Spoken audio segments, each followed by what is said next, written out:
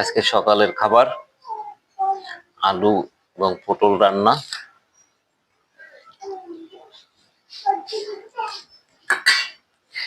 সেই সাথে এই যে বরিশালের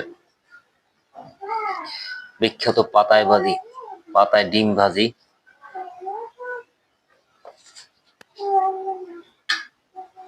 সাথে একটু আলু কুচি দেওয়া হয়েছে।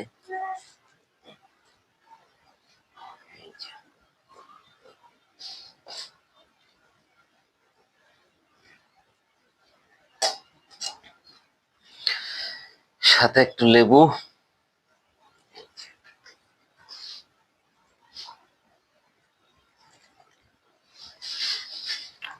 তো ডিমের কালারটা কত সুন্দর হয়েছে দেখছেন।